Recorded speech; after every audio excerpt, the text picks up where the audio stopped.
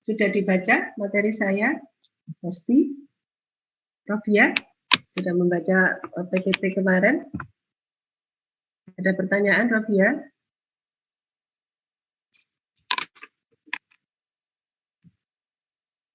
Belum, Bu. Sudah dibaca materi saya, PPT-nya? Sudah dibaca belum? Sudah, tapi yang awal-awal kemarin itu Bu, menyesuaikan catatan. Oke, yang fluoresensi, materi yang fluoresensi?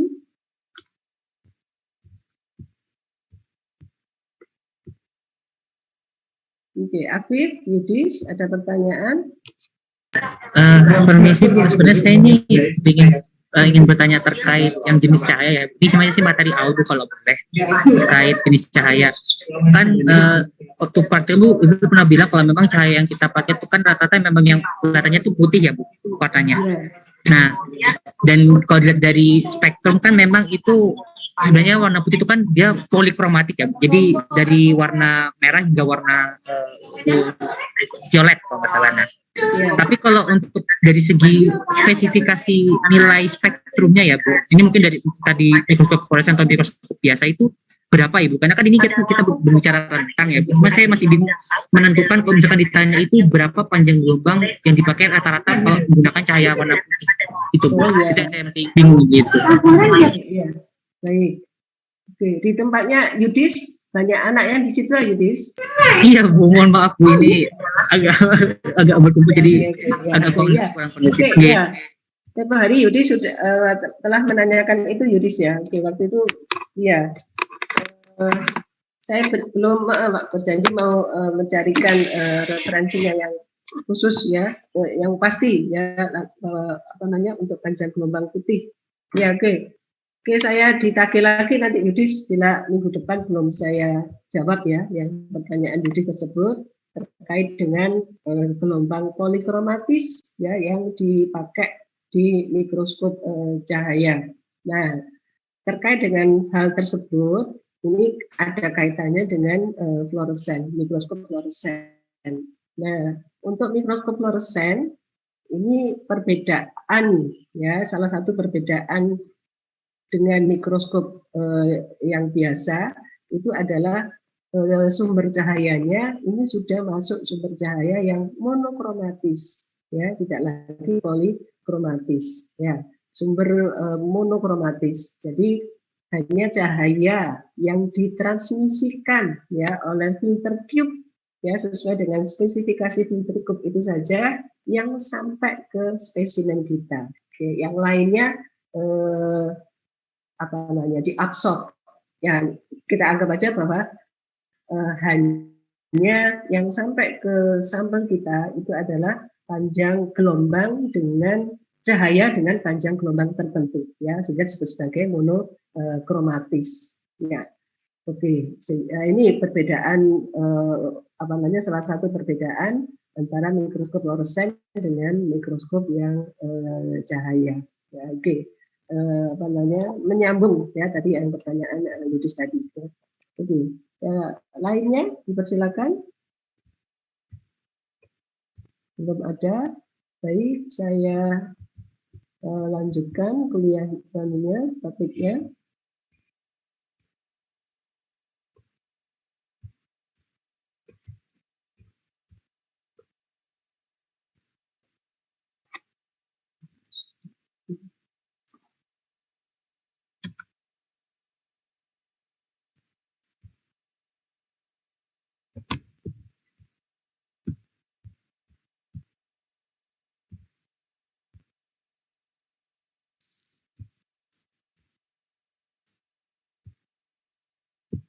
Ya, oke.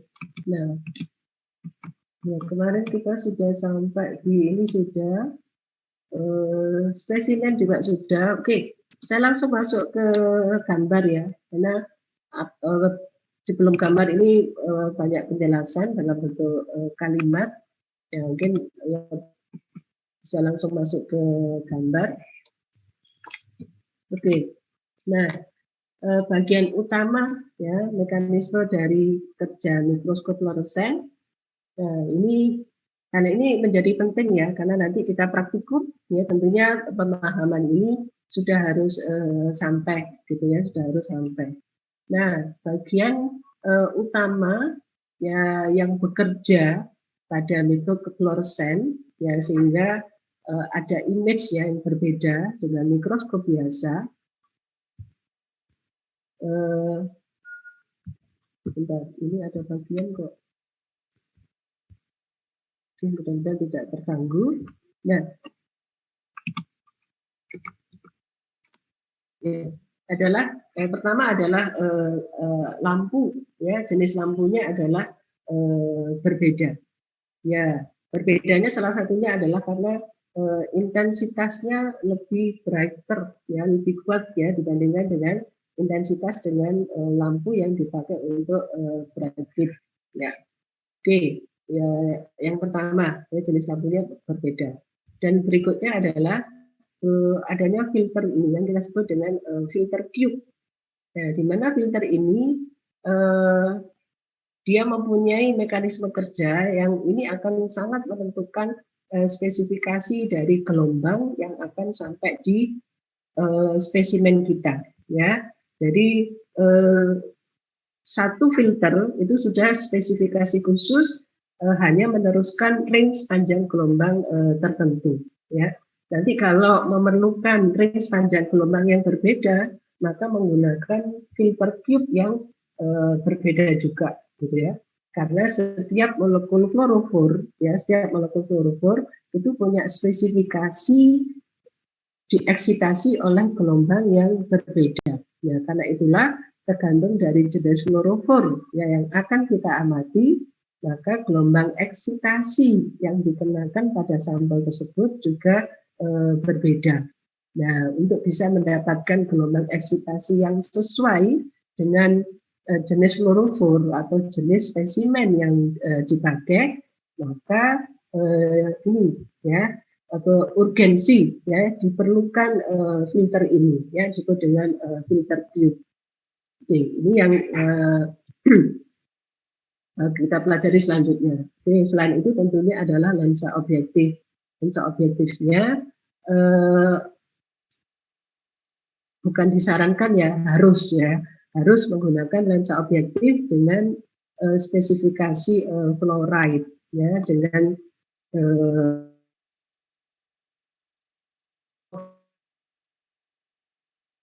FL ya, FL yang sering saya tahu kodenya adalah FL. Nah,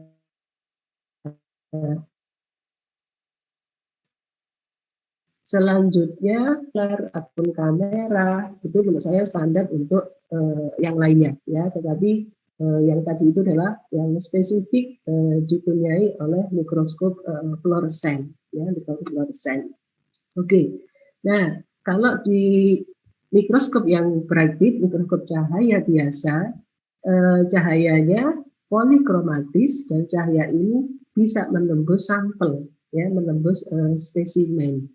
Nah, namun yang spesifikasi untuk cahaya monokromatis ini, nah dia tidak menembus spesimen ya, tetapi dia mengeksitasi elektron yang ada pada spesimen ya, terutama elektron dari molekul yang bersifat fluoresen ya, hanya molekul yang bersifat fluoresen saja yang elektronnya bisa dieksitasi oleh gelombang eksitasi yang datang ke sampel tersebut ya, ke sampel tersebut.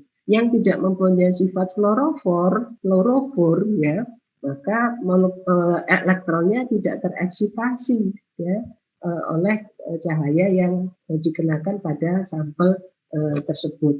Nah, sehingga kalau sampelnya tidak berfluoresen, ya maka image yang kita peroleh warnanya apa ya kira-kira? Bisa membayangkan? Tidak berfluoresen, ya kita gunakan segala macam filter gitu, tidak berfluoresen. Warna sampel kita, image-nya yang tampak di mata tampak sebagai apa ya?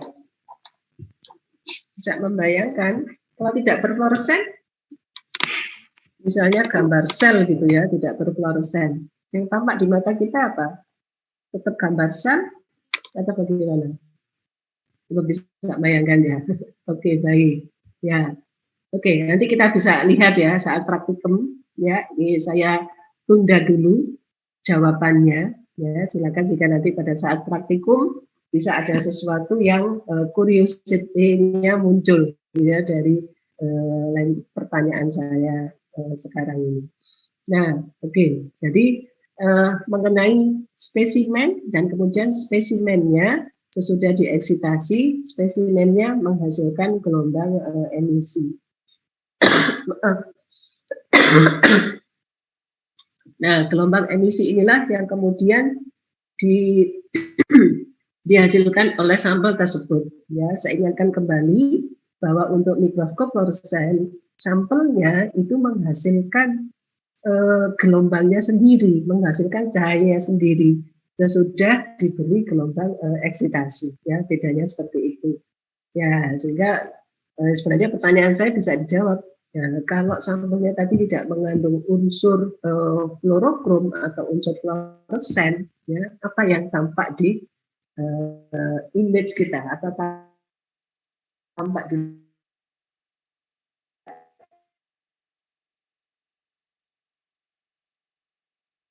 sampel tersebut.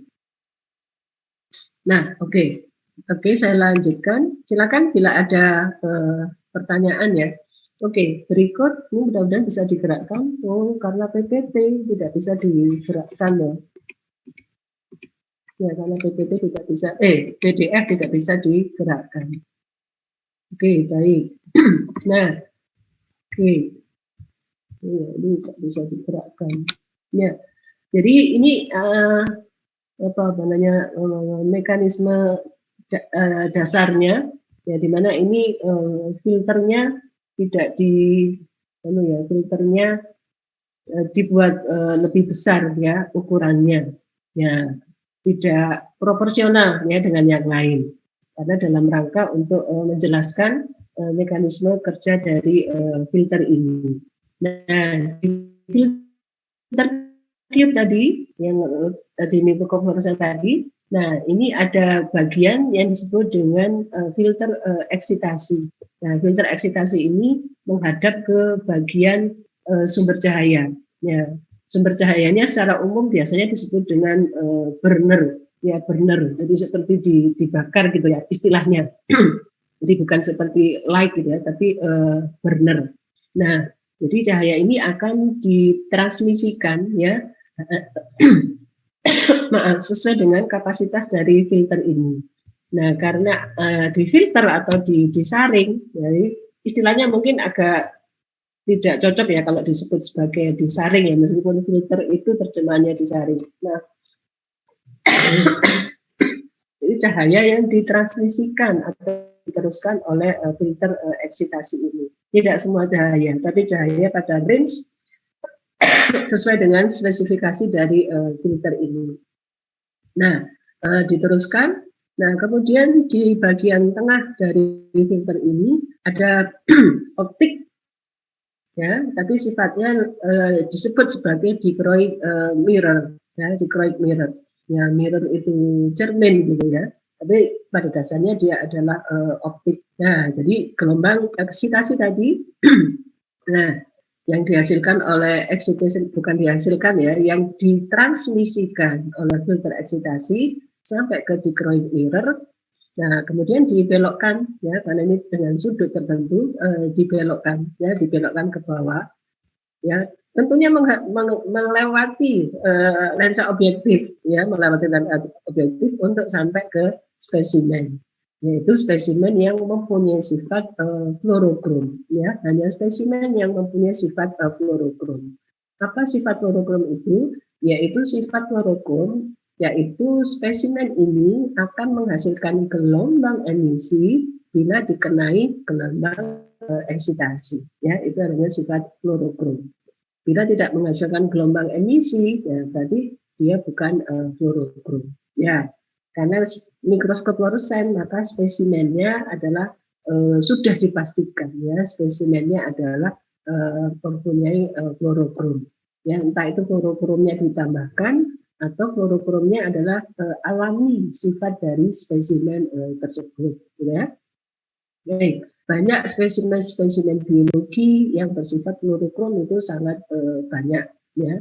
Oke, kita tadi sampai di sini ya fluorokrom. Ya, cahaya atau gelombang eksitasi sampai ke spesimen, dan spesimen yang dikenai gelombang eksitasi tadi kan menghasilkan gelombang emisi. Ya, gelombang emisi kemudian diteruskan kembali melewati lensa objektif dan kemudian mengenai dichroic mirror, ya. Tapi dalam hal ini dia tidak dipantulkan, tapi diteruskan ya oleh dichroic mirror, ya, dichroic mirror. Diteruskanlah dichroic mirror kemudian sampai ke filter yang berikutnya ini. Ya, filter yang berikutnya masih di filter tube, yang ini disebut sebagai emisi filter, ya, atau filter emisi. Ya, beberapa buku menyebutkan sebagai barrier filter, ya. Ya, untuk memudahkan ini sering saya sebut sebagai emission filter, karena memang dia akan menyaring gelombang emisi yang dihasilkan oleh spesimen ini, ya. Tidak semua diteruskan, ya, hanya gelombang tertentu saja. Ya. Nah, ini filter emisi, barulah kemudian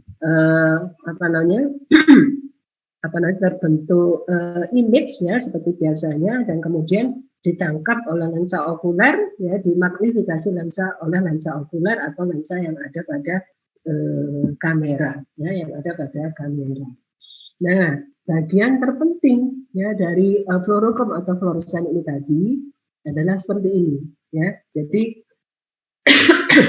gelombang eksitasi, ya, itu adalah gelombang dengan maaf, agak sulit saya. Itu adalah gelombang pendek, short wavelength.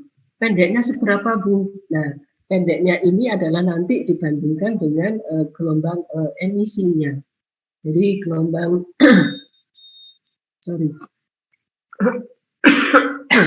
ya, dibandingkan dengan gelombang emisinya. Ya, jadi fluoresen itu, jadi semua yang berfluoresen ini itu adalah menghasilkan gelombang yang lebih panjang, ya. Jadi gelombang yang eksitasi ini gelombangnya adalah lebih pendek, ya, dibandingkan dengan gelombang emisi.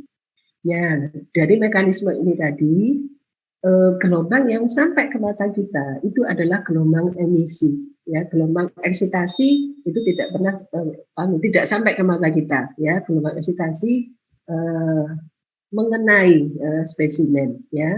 Yang sampai ke mata kita itu adalah gelombang emisi, ya, gelombang emisi. Nah, itu adalah mekanisme dasar dari kerja mikroskop fluoresen. Oke, jadi mekanisme kerja dari mikroskop fluoresen. Nah, kemudian terkait dengan spesimen yang bersifat fluoresen, ya, spesimen yang bersifat fluoresen, pada dasarnya kalau kita bicara fluoresen, maka di situ ada hal yang disebut dengan elektron yang tereksitasi, ya, elektron yang tereksitasi. Ya, bisa di searching terkait dengan Jablonski diagram, ya, biasanya di fisika disebut sebagai Jablonski diagram, ya, untuk memberikan gambaran bagaimana suatu elektron pada spesimen yang fluoresen, yang bersifat fluoresen itu tereksitasi. Nah, di sini digambarkan ini adalah molekul yang ada di spesimen kita. Entah itu spesimen dari tumbuhan, ya, yang nanti dipakai, atau spesimen yang memang fluorokrom yang ditambahkan, ya, apapun, ya, mempunyai sifat yang khas seperti ini, ya. Setiap molekul pada spesimen tersebut, terutama yang fluorofor, dia mempunyai elektron. Ya, kita masih mengingat kembali bahwa elektron itu ada beberapa kulit elektron. Nah, elektron pada kondisi stabil itu adalah elektron pada kulit yang paling dalam, ya, kulit yang paling bawah, ya, di mana memang secara natural elektron itu ada. Nah, gelombang eksitasi sebenarnya dia mengandung energi, di mana energi yang terkandung pada gelombang eksitasi tersebut mempunyai kemampuan untuk mengeksitasi elektron ini. Nah, elektron ini tereksitasi, artinya elektron ini mendapatkan energi. Karena elektron ini mendapatkan energi, maka elektron ini akan berpindah, ya, tereksitasi. Mengapa tereksitasi? Karena dia berpindah, disebut tereksitasi karena berpindah ke kulit elektron yang lebih tinggi, ya, karena elektronnya dalam kondisi menerima energi eksitasi dari gelombang tadi, tereksitasi, ya, berada pada kulit yang paling tinggi. Nah, kan itulah disebut dengan gelombang eksitasi, yaitu yang gelombang yang bisa mengeksitasi elektron pada molekul kloroform. Eksitasi ini melompat ke sana. Ini nggak bisa digerakkan karena PDN. Nah, elektron yang berada pada kulit luar ini disebut dengan excited elektron, ya, elektron tereksitasi dan tidak stabil, ya. Elektron yang tereksitasi akan cenderung kembali ke elektron stasionernya, ke jalannya semula. Nah, karena ini tadi kan elektronnya berenergi tinggi, pada saat dia kembali ke level orbit semula, ya, jadi kan elektronnya tinggi, energinya tinggi, maka dia melepaskan energi. Energi yang dilepaskan oleh elektron yang kembali pada ground state-nya ini disebut sebagai gelombang emisi.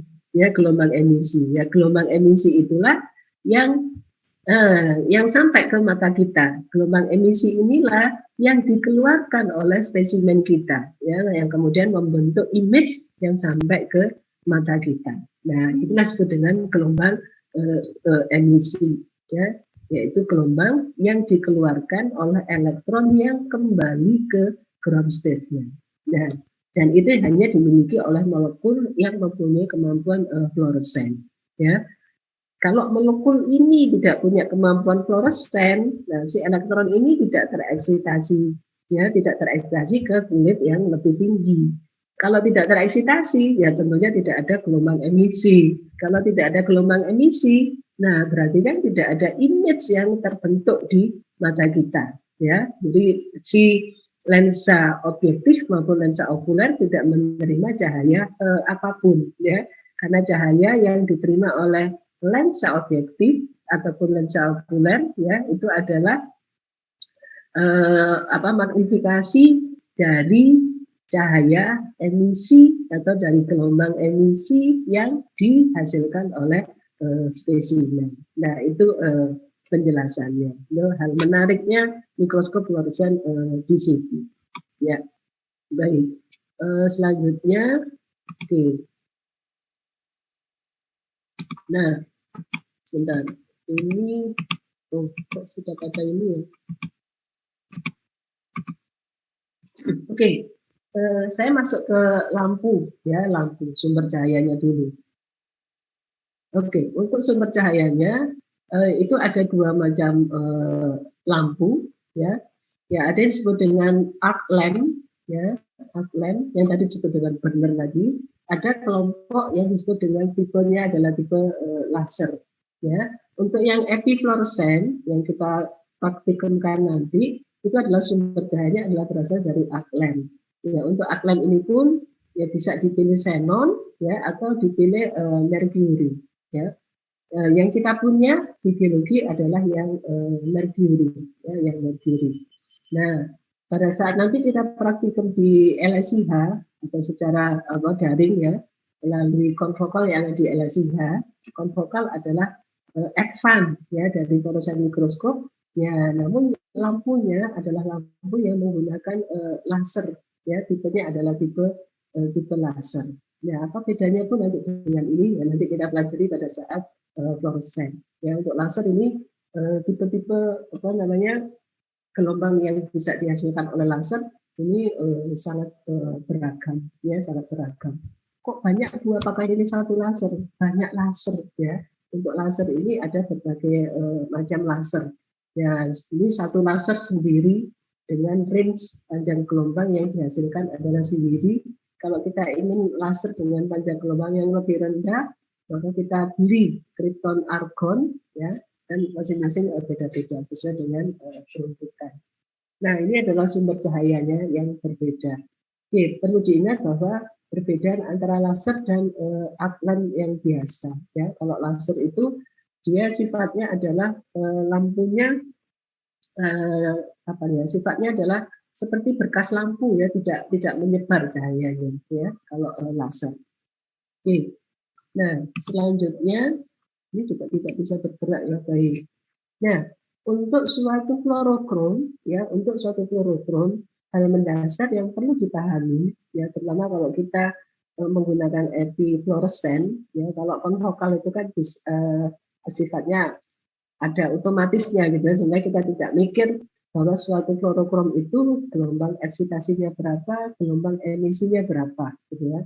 Tapi kalau kita menggunakan epifluoresen, nah, untuk suatu fluorokrom, untuk suatu fluorokrom perlu kita mengetahui, ya, fluorokrom ini gelombang eksitasinya berapa dan gelombang emisinya berapa. Terkait dengan apa? Terkait dengan filter yang tepat, ya, yang nanti akan dipakai, ya. Filter yang tepat yang akan dipakai, ya, supaya hasil yang diperoleh itu adalah hasil yang optimal, ya, optimal. Nah, jadi masing-masing fluorokrom ini hanya beberapa, ya, dari ratusan fluorokrom yang ada, ya, dari ratusan fluorokrom yang ada. Fluorokrom yang sering dipakai, ya, yang sering dipakai di sains atau di sains, ya, yang hayati itu adalah fluorokrom yang kelompok fluoresein. Ya, fluoresein. Fluoresein ini adalah fluorokrom sintetik, ya, ditambahkan pada preparat kita, ya. Sifatnya adalah sintetik. Ya, fluorokrom ini semuanya adalah sifatnya sintetik, ya, ditambahkan pada sampel kita. Nah, masing-masing ini punya gelombang eksitasi yang berbeda, ya. Berarti untuk mengeksitasi elektron yang ada pada fluoresein, gelombang yang diperlukan adalah energi yang diperlukan adalah energi dari gelombang eksitasi sekian, ya. Dan masing-masing fluorokrom ini menghasilkan gelombang emisi, tentunya sudah dikenai oleh gelombang eksitasi tadi, gelombang emisi yang berbeda. Nah, panjang gelombang emisi inilah yang menentukan warna yang sampai ke mata kita, ya, menentukan warna yang sampai ke mata kita. Nah, jadi fluoresan itu pastilah image yang sampai di mata kita adalah warna, ya, berwarna. Nah, jadi sesuai dengan gelombang emisi yang dihasilkan dan gelombang emisi yang dihasilkan ini sesuai dengan gelombang eksitasinya, ya, sesuai dengan sifat dari fluorokromnya yang spesifik. Nah, jadi gelombang emisi ini, ya, misalnya gelombang emisi yang fluoresein, ya, yang sering ada. Nah, gelombang emisinya ada sekitar 500, ya, sehingga warna yang sampai ke mata kita, ya, itu adalah green yellow, ya, antara green dan yellow. Nah, dan ini masing-masing juga mempunyai color yang berbeda sesuai dengan gelombang emisinya. Nah, ini mengapa pemahaman eksitasi dan pemahaman gelombang emisi ini menjadi penting, ya, penting di mikroskop fluoresen. Mikroskop fluoresen. Oke, ini kayaknya lompat-lompat ini halamannya. Nah, oke. Nah, jadi yang ini perbedaan kalau kita menggunakan laser, cahaya laser yang dikonvokal dan cahaya LED yang digunakan yang non konvokal. Ya, kalau laser itu cahayanya lebih, berkasnya itu lebih satu berkas, ya, disebut dengan koheren. Ya, sedangkan bila menggunakan lampu kelompok LED itu jenisnya disebut dengan incoherent karena tidak satu berkas, ya, ada sedikit seperti menyebar. Ya, ini just knowing. Nah, oke. Ya, jadi masing-masing jenis lampu tadi itu tentunya mempunyai mempunyai kelebihannya yang berbeda. Nah, jadi untuk yang merkuri yang kita punyai itu termasuk kelompok lampu yang jenis yang lama ya. Dan yang xenon ya tentunya dengan spesifikasi yang dengan peruntukan yang lebih bagus ya. Jadi kita lebih familiar ya yang merkuri ya, meskipun dikatakan old fashion. Nah, ini yang ada di LED itu yang mercury lamp ya. Sedangkan yang laser itu hanya untuk sistem yang konvokal ya, hanya untuk sistem yang konvokal ya. Untuk yang epifluorescent tidak umum ya, tidak umum ya. Oke. Nah, jadi ini sumber cahaya dari mikroskop fluoresen ya. Baik, selanjutnya ini tadi sudah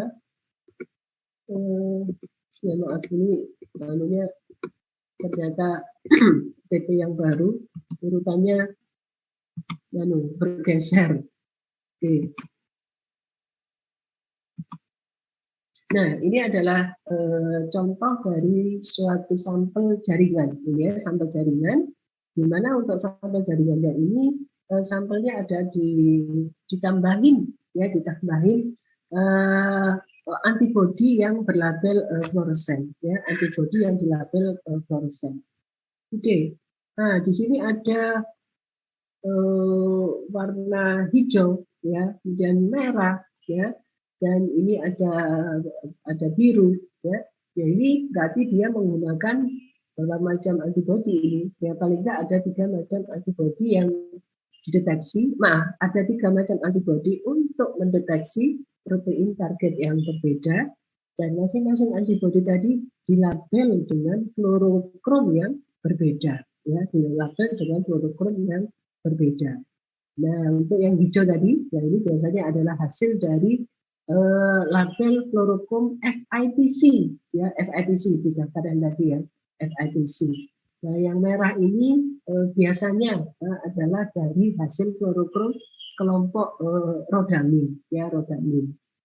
Nah, dan yang ini ada biru ataupun ada ungu, yaitu label yang lain.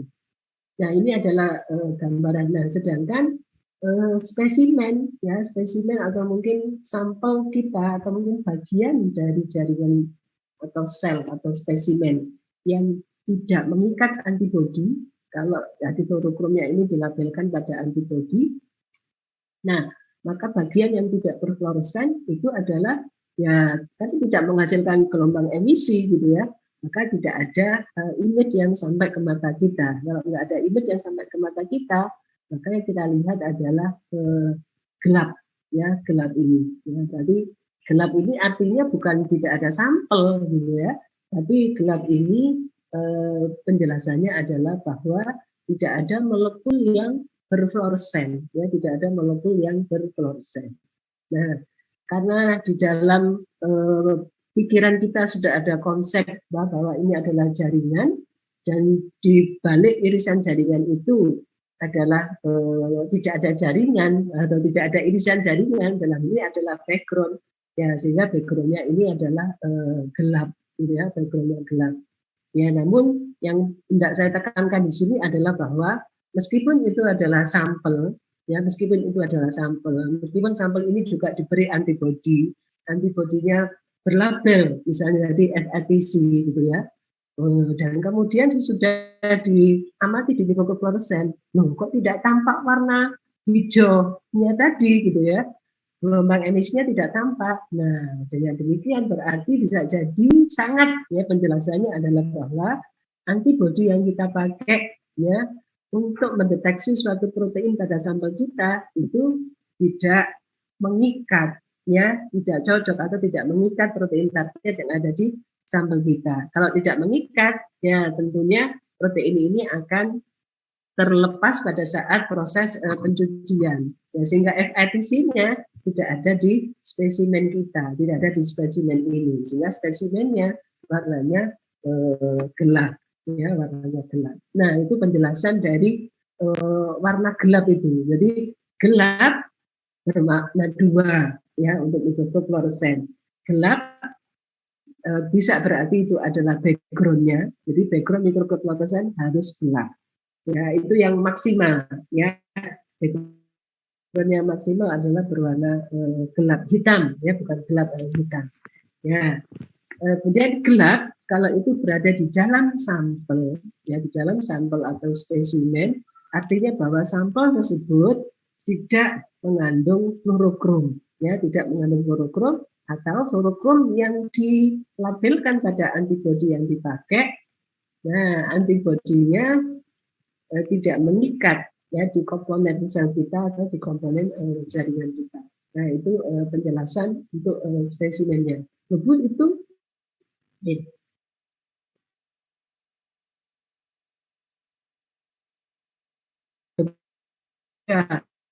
yang merah. Nah, artinya bahwa spesimen ini tadi saya sampaikan dideteksi untuk mempelajari 4 target protein yang berbeda, ya atau 4 organel yang berbeda. Ya, karena untuk supaya kita tahu bahwa dalam spesimen kita ada 4 protein target yang hendak kita pelajari, maka untuk melakukan hal tersebut tentunya juga diperlukan 4 antibodi yang berbeda. Nah, supaya bisa membedakan bahwa 4-4-nya itu adalah berbeda, maka 4 antibodi tadi dilabel dengan fluorokrom yang berbeda juga, gitu ya. Itu tadi fluorokrom yang menghasilkan warna hijau, berarti FADC labelnya, ya. Atau kalau warna merah, berarti pakai fluorokrom yang warnanya fluorokromnya adalah dipilih yang rodamin, ya, supaya nanti hasil gambar bersama-sama hijau dan merah bisa dibedakan, ya warnanya kontras. Ya, dan warna-warna lain yang bisa dipakai untuk membedakan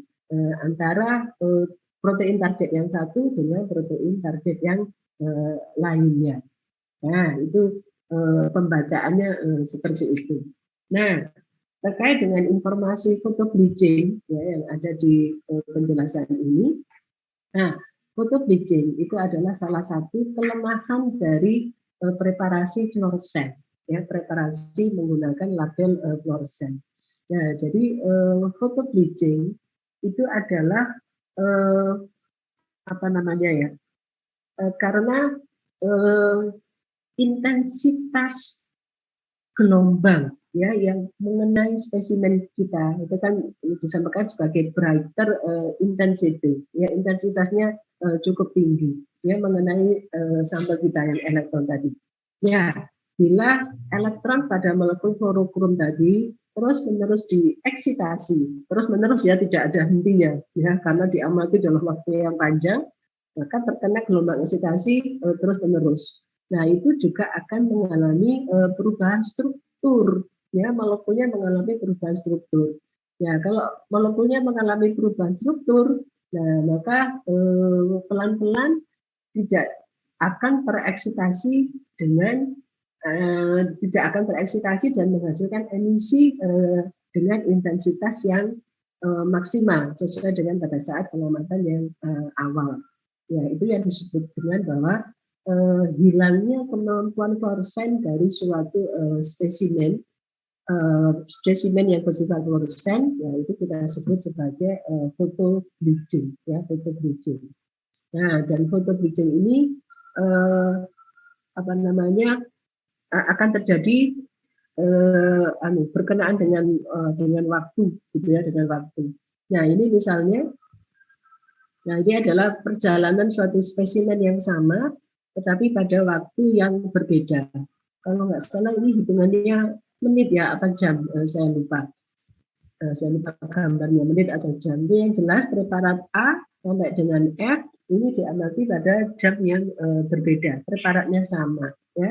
Sehingga kita lihat di preparat F, ya, itu tampak bahwa warnanya sudah tidak lagi secerah gambar A. Nah, efek inilah disebut dengan efek photobleaching, ya photobleaching. Nah, photobleaching ini adalah metode yang kelemahan. Ya. Meskipun kelemahan ini saat ini sudah bisa diatasi, gitu ya. Oke, photobleaching. Jadi untuk fluorokrom yang sintetik, ya sintetik fluorokrom, ya tadi contohnya DAPI, FADC yang tadi saya contohkan ya, rodamin, itu adalah sintetik fluorokrom. Ya, untuk sintetik fluorokrom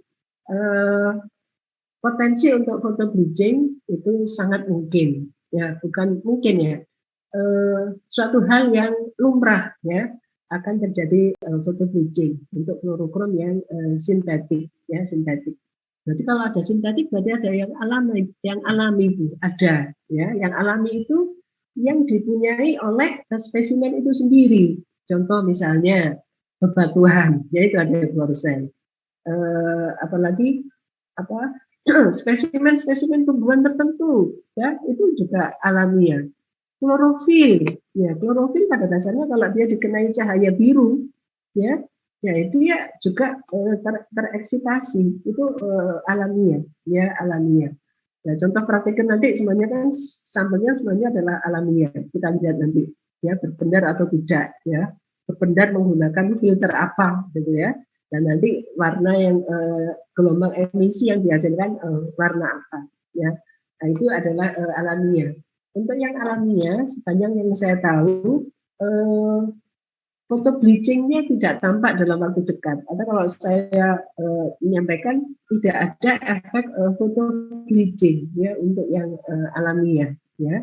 Tapi kalau yang fluoresennya adalah sintetik, itu efek foto bleachingnya ada. Ya, jadi kalau kita amati hari ini dan diamati besok atau seminggu lagi, hasilnya beda. Ya, ibaratnya ini pengamatan jam pertama, kalau kita amati besok hasilnya sudah berbeda seperti ini. Ya, sehingga hasilnya tidak representatif seperti hari yang jam pertama kita amati. Ya, karena itu pengamatannya harus selesai, harus jadi atau harus difoto pada saat itu juga. Ya, tidak bukannya nggak bisa sih diamati keesokan harinya, ya, tapi hasilnya banyak image yang sudah pudar atau sudah hilang. Ya, efek ini yang kita sebut dengan foto bleaching. Nah, namun demikian, zaman sekarang teknologi sudah maju, foto bleaching ini bisa diminimalkan. Ya, diminimalkan dengan menggunakan mounting yang sifatnya adalah anti bleaching. Ya, mounting yang punya sifat anti bleaching. Anti bleaching itu adalah melindungi spesimen kita yang fluorokrom supaya melindungi ya supaya lebih tahan terhadap eksitasi ya supaya tidak mengalami perubahan struktur molekul pada saat terkena eksitasi atau terkena faktor-faktor fisik yang bisa mengganggu proses fluoresensi ya mountingnya disebut dengan anti bleaching ya masih ingat ya mounting di mikroteknik ya itu adalah bagian yang tidak terpisahkan pada saat bagian akhir dari preparat. Nah, kalau fluoresensinya adalah fluoresen alamiah, ya biasanya tidak diperlukan foto bleaching. Tidak diperlukan mounting, ya mounting yang sifatnya mounting anti bleaching. Ya, menurut saya tidak perlu. Tapi kalau sel kemudian ingin mendeteksi protein tertentu, ya, kemudian protein tertentu tadi dideteksi dengan antibodi yang berlabel fluoresen, dan itu fluoresennya kan sintetik. Nah, yang ini yang ya perlu mounting anti bleaching. Untuk mengatasi foto bleaching juga selain ya, tapi mounting anti bleaching ini juga sesuatu chemical yang tidak murah, tidak murah, agak mahal. Ya, sehingga salah satu yang bisa kita biasanya bekerja dengan fluoresen itu kita bekerja pada ruang yang gelap, tidak ada lampu. Kalau ada lampu ya lampunya dimatikan, ada jendelanya ditutup ya, ada tirainya. Dan yang cahaya yang boleh ada dan yang tidak merusak itu adalah cahaya warna merah. Ya, ada lampu tapi di situ dikasih filter merah, yaitu yang tidak merusak. Ya, sedangkan lampu selain itu biasanya akan merusak sampel. Dia biasanya bekerja pada ruang gelap. Itu kan tidak kelihatan bukan ruang gelap. Ya, otomatis nanti akan kita tidak menggunakan ruang gelap ya. Ya, karena sampel yang dipakai adalah sampel natural, ya, spesimen natural. Nah, ini adalah mekanisme photo bleaching, ya, mekanisme photo bleaching. Ya, hal-hal yang menyebabkan photo bleaching, jadi tentunya adalah paparan cahaya, ya, paparan cahaya selain merah, ya, selain merah. Kalau merah saja tidak apa-apa. Jadi kalau cahaya selain merah, ya, selain itu juga suhu, ya, suhu. Sehingga untuk meminimalkan photo bleaching, biasanya preparat kita, ya, kalau terpaksanya tidak bisa diamati pada hari yang sama, nah itu disimpan dalam ruang gelap dan pada suhu kulkas, ya, istilahnya suhu kulkas, maksudnya adalah suhu rendah, ya, sekitar 4 derajat untuk meminimalkan adanya photo bleaching. Nah, ini adalah salah satu contoh, ya, bagaimana gelombang eksitasi ini bisa di-mix, ya, bisa merusak struktur molekul, ya, struktur molekul fluorokrom, ya, struktur molekul fluorokrom. Ya, kalau struktur molekul fluorokrom rusak, nah ini potensi terjadinya photo bleaching, ya, photo bleaching. Nah, oke. Ya, ini kurang lebih sama tadi saya sebut sebagai mounting anti bleaching, gitu ya. Tapi istilah yang umum itu adalah disebut sebagai anti fade, ya, anti fade. Fade itu pudar. Jadi anti fade adalah supaya cahaya tidak pudar, ya. Bleaching itu pudar, ya. Nah, ini istilah yang umum sering disebut dengan anti fade, ya, dibandingkan dengan anti bleaching. Nah, saya lebih suka menyebut sebagai anti bleaching. Nah, oke. Nah, selanjutnya, oke, ini beberapa chemical yang bisa dipakai, apa namanya, yang bisa dipakai untuk meminimalkan photo bleaching, ya, kalau kita menggunakan spesimen yang ada fluorokromnya. Oke, bisa ada berbagai mekanisme, ya, dan berbagai reagen, ya, untuk mengurangi photo bleaching. Nah, oke. Nah, ini tadi sudah mercury lamp tadi sudah, eksitasi dan emisi juga sudah. Oke, selanjutnya ini tadi sudah. Oke. Nah, oke, ya, untuk detektornya. Yang pertama adalah detektornya.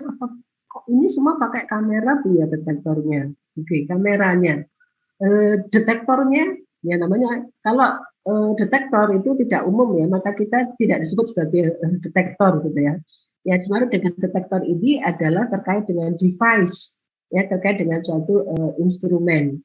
Nah, instrumen di sini dibantu dengan kamera, ya, dengan kamera. Nah, untuk epifluoresen, ya, epifluoresen, itu adalah menggunakan CCD kamera, tipenya adalah cooled CCD kamera. Ya, namun untuk yang konfokal, detektornya ya semacam kamera, gitu ya, tapi dengan teknologi PMT atau photo multi flyer tubes. Ya, karena ini salah satu teknologi yang dipunyai oleh konfokal, ya, khususnya adalah untuk imaging. Ya, tapi untuk epifluoresen tidak bisa. Ya, anunya detektornya berbeda. Ya, dan ini mungkin beberapa salah satu kelas, ya, salah satu kelompok kemarin saya jelaskan bahwa untuk kamera ini, yang untuk fluoresen, kameranya juga spesifik, ya, karena ya, sekali lagi karena cahaya yang dipakai itu kan brighter intensity, ya, di bagian pertama kuliah saya, brighter intensity, intensitasnya sangat tinggi, ya, dan itu nanti apa namanya, secara optik, ya, itu akan menghasilkan menaikkan suhu, meskipun suhunya memang kadang tidak terasa oleh tangan kita, ya, tetapi dari sistem optiknya kamera itu akan mempengaruhi, ya, sistem pembacaan pada kamera, ya, sehingga kameranya untuk keperluan fluoresen perlu ada sistem ini cooled CCD, ya, cooled CCD. Oke, baik. Selanjutnya, nah, ini adalah, ini berkenaan dengan range panjang gelombang yang diakomodasi oleh arc lamp tadi, ya, arc lamp yang xenon ataupun mercury. Ya ini untuk diketahui saja range ya gelombang yang diakomodasi ya oleh masing-masing lampu ya itu berbeda tentunya ya. Yang paling baik adalah xenon ya, tapi yang kita punya adalah yang merkuri. Ya, kita lihat nanti spektranya intensitasnya spektranya lebih luas atau intensitasnya yang lebih tinggi ya itu yang berarti yang lebih baik. Oke, ini tadi sudah. Oke, ini tadi juga sudah, ini nggak bisa digerakkan. Oke, ini sama dengan penjelasan yang saya sampaikan tadi di depan ya. Nah, ini dengan gambar aja yang lebih besar. Nah, ini cuma gambaran saja. Di sini dipisahkan gitu ya, gelombang eksitasinya yang berwarna biru sampai ke spesimen, dan spesimen menghasilkan gelombang emisi yang yang warnanya adalah hijau ya untuk memberikan ilustrasi bahwa gelombang eksitasi dan gelombang emisi itu light path-nya berbeda yang pertama, yang kedua adalah panjang gelombangnya juga berbeda ya, panjang gelombangnya juga berbeda.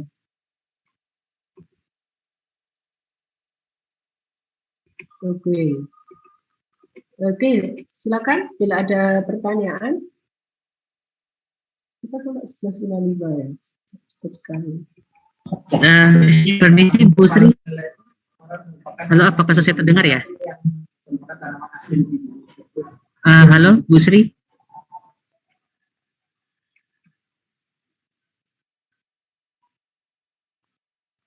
Oke, bentar kita break sesaat dulu.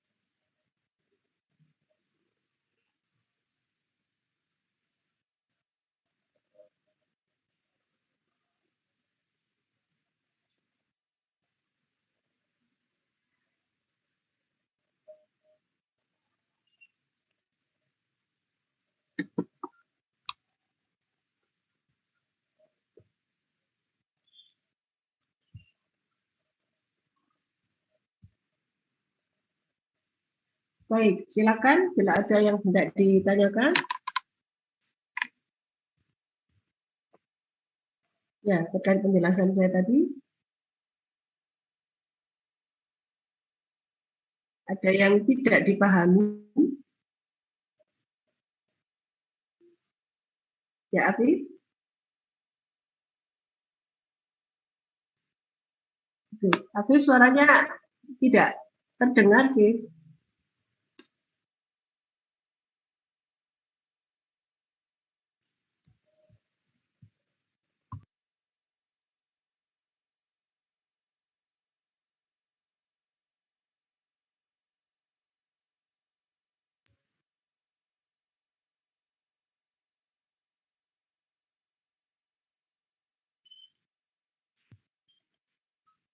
Oh ya, oh ya, Allah. Ya, maaf. Mikrofon saya ternyata saya off-kan. Ya, Afi pada pertanyaan?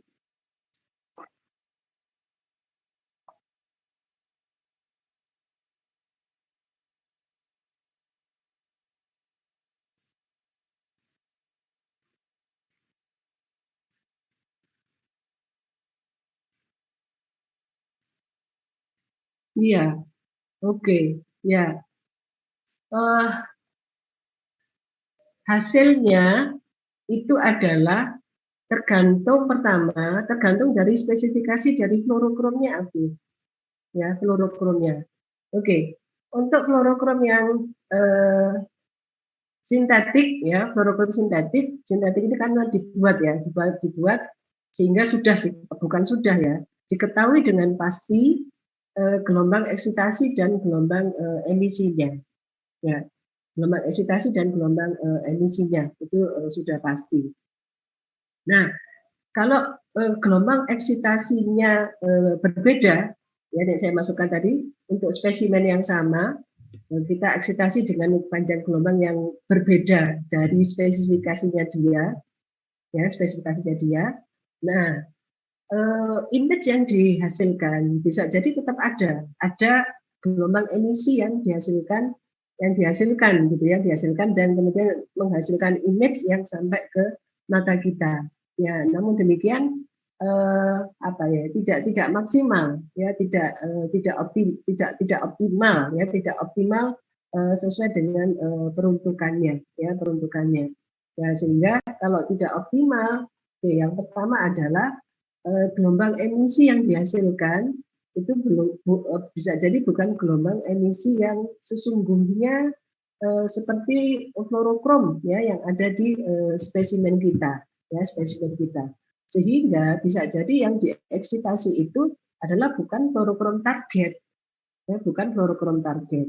Nah, kalau bukan fluorokrom target, nah berarti kan hasilnya dipertanyakan. Ya, karena itu range eksitasinya spesifik, ya, sesuai dengan fluorokrom yang dipakai, ya, sehingga dipastikan bahwa emisi yang dihasilkan itu adalah emisi yang sesuai dengan sifat dari fluorokrom tadi. Nah, begitu, Abu. Ya.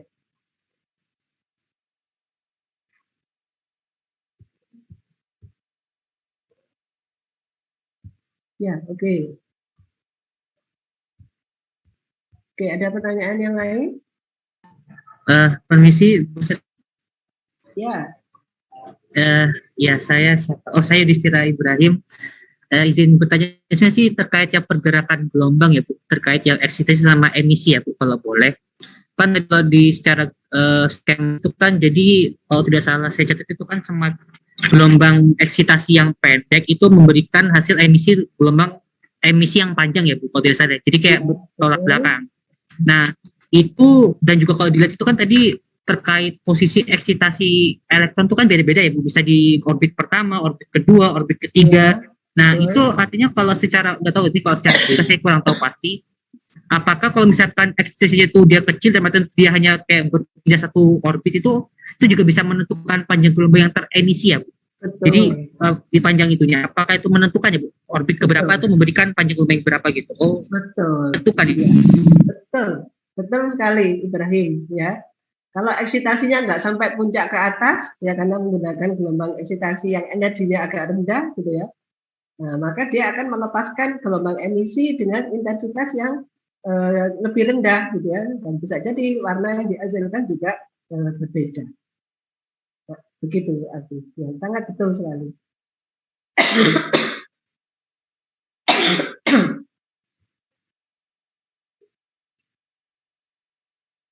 Oke, seperti itu Yudis. Jadi saya mungkin agak sedikit susah membayangkan ya Bu kalau dalam otak saya karena elektron ya Bu, jadi agak sulit. Sama ini Bu, kalau saya boleh tanya lagi Bu, ini terkait yang pemancaran atau emisi gelombangnya ya Bu, yang kan tadi elektron sudah tereksitasi kan cenderung kembali lagi ke ground ya Bu, ke posisi awal. Dari situlah muncul adanya emisi gelombang yang jadi digunakan sebagai sumber pencahayaan atau pembentukan image jadi fluorescence ya Bu. Nah itu artinya kalau secara teori atau secara gambaran kasar itu sebenarnya kan tadi kalau dari gambar tuh ya kayak lurus ke atas ya Bu, kan kalau secara skematik ya pergerakan gelombang gitunya. Namun sebenarnya kalau dalam sistem alam atau sistem mikroskop itu sebenarnya cahayanya itu nyebar ya Bu. Dalam arti itu gelombang yang dipancarkan itu sebenarnya itu menyebar ya Bu. Dalam arti itu tidak hanya ke atas saja ya Bu. Kalau secara iya. Ya. Gelombang menyebar itu tetap berlaku ya, dalam hal ini tetap berlaku ya, karena cahaya yang dipakai kan bukan cahaya laser gitu ya, jadi sifat cahayanya adalah incoherent ya, masih punya potensi menyebar.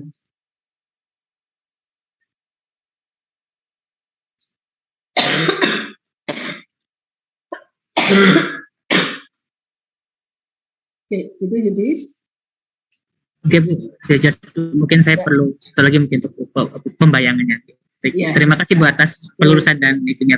Ya, nanti pada saat praktikum, jadi apa yang ditanyakan oleh Yudis dan nanti ditanyakan oleh Afif, ya mungkin akan lebih mudah membayangkan pada saat nanti praktikum, gitu ya, mungkin lebih bisa membayangkan.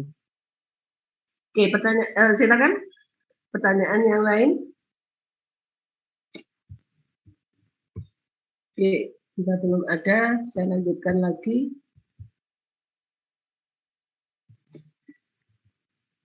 Oke, kurang 10 menit lagi, nggak terasa.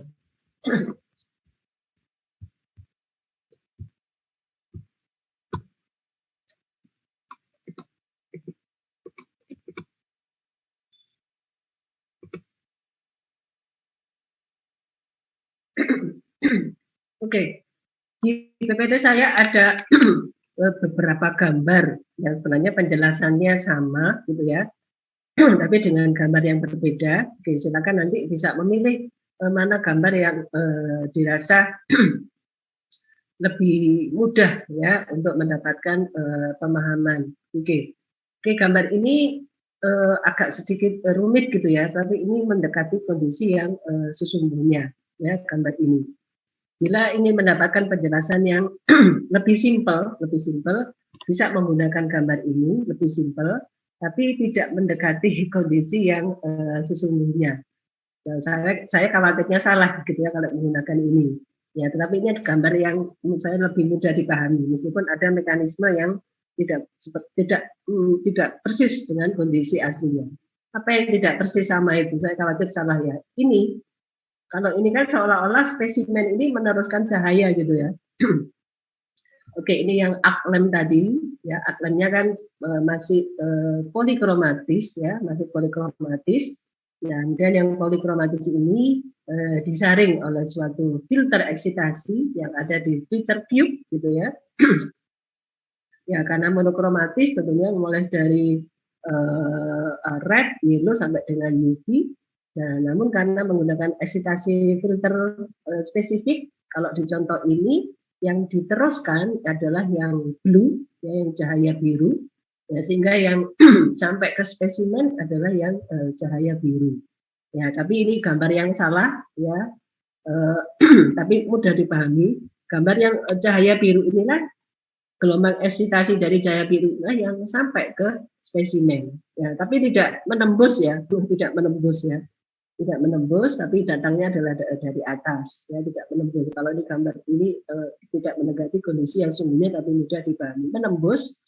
Nah, sesudah fluorokrom yang ada di spesimen ini mendapatkan gelombang eksitasi energi biru,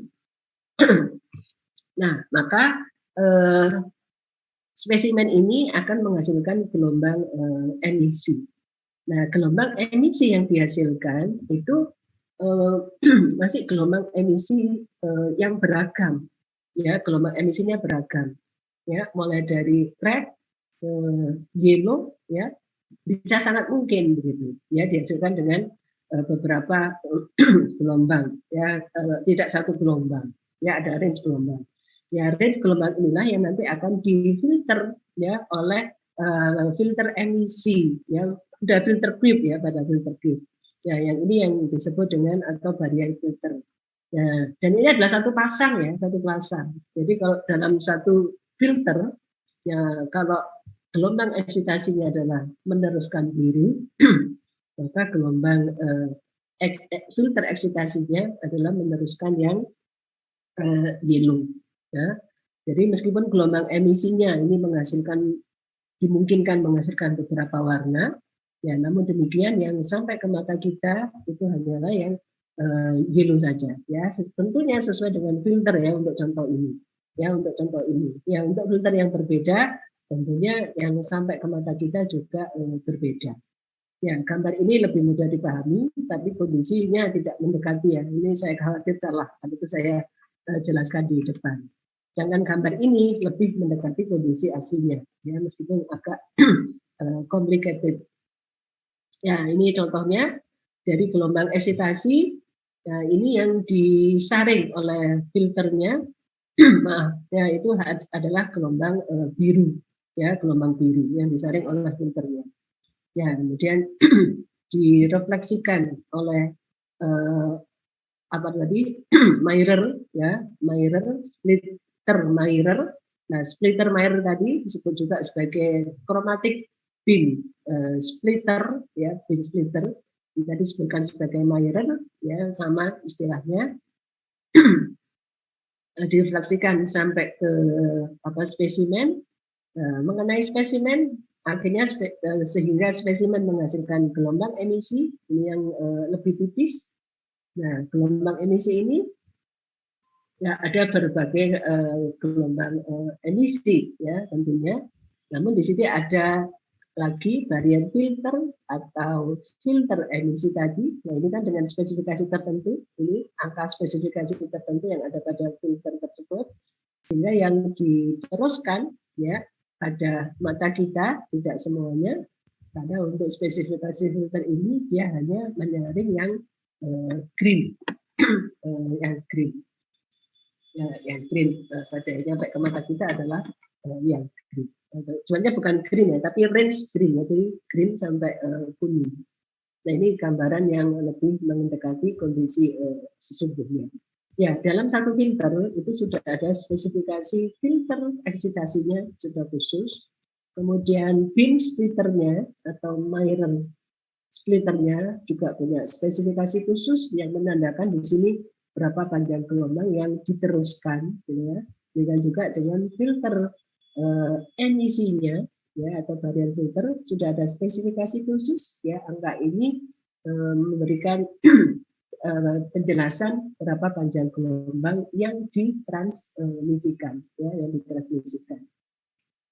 Ya, di sini yang perlu dicatat lagi adalah bahwa filter emisi, ya itu posisinya adalah menghadap ya di sumber cahaya, sedangkan filter emisi ya posisinya adalah berdekatan atau menghadap ke lensa okuler ya atau mata kita ya kalau kita menggunakan mata untuk langsung mengamati dalam lensa okuler ya lensa okuler. Nah, oke. Jadi filter ini kalau kita masuk ke bahasan terkait dengan filter, yaitu ragamnya bervariasi, ya ragamnya bervariasi. Nah, ini adalah contoh ragam dari filter. Di sini digunakan istilah short pass filter, long pass filter, ya, maksudnya adalah filter ini meneruskan panjang gelombang yang pendek. Ya, di sini adalah informasi terkait dengan panjang gelombang mulai dari UV ya sampai dengan infrared ya, yang paling tinggi, tetapi yang ditransmisikan hanya yang pendek saja, ya, yang panjang diblok, nah, atau tidak diteruskan. Ya, sedangkan yang long pass, nah ini artinya adalah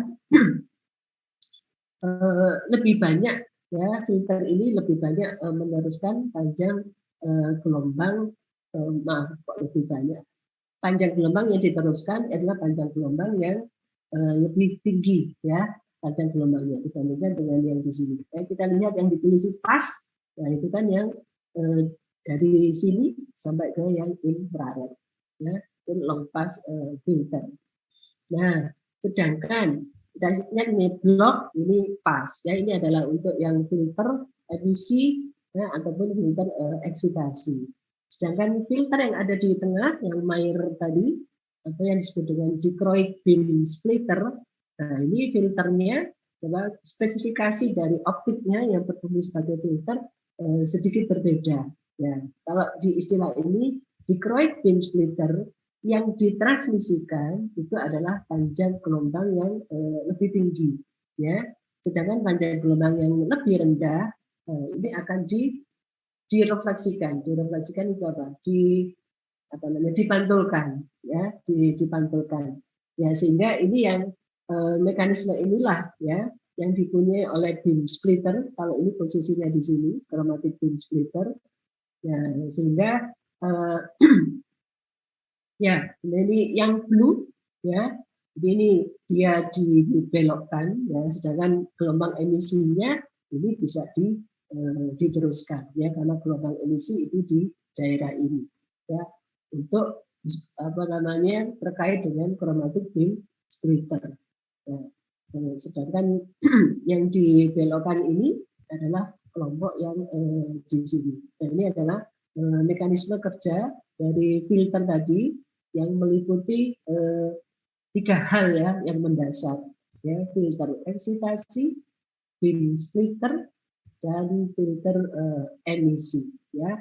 Masing-masing berapa panjang gelombang yang dilewatkan dan diblok atau direfleksikan, ya, tentunya akan spesifik, ya, sesuai dengan spesifikasinya masing-masing. Nah, ini cara membaca, ya, membaca bacaan dari filter yang biasanya digambarkan seperti ini. Nah, baik. Oke, saya rasa penjelasannya sementara seperti ini untuk mikrofluoresen. Ya, bila ada yang kurang dipahami, bisa kita lanjutkan sebentar Kamis depan sebelum masuk ke topik konvokal. Ya, untuk yang konvokal, prinsip fluoresensinya tetap, ya, karena dasarnya sama, ya, tetapi ada bagian-bagian dari mikroskop konvokal itu yang menjadi spesifik, ada di konvokal yang membuat salah satu advantages, ya, atau kelebihan dari konvokal dibandingkan dengan yang epifluoresen, ya. Oke, baik. Pertanyaan selanjutnya nanti bisa dilanjut pada saat praktikum, ya, pada saat praktikum.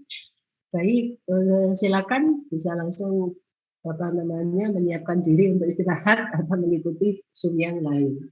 Oke, saya tutup kuliah hari ini. Nah, ini sudah ada yang lift 1 orang, mungkin kehilangan koneksi. Saya tutup. Terima kasih. Wassalamualaikum warahmatullahi wabarakatuh. Waalaikumsalam warahmatullahi wabarakatuh. Terima kasih banyak, Bu. Sama-sama.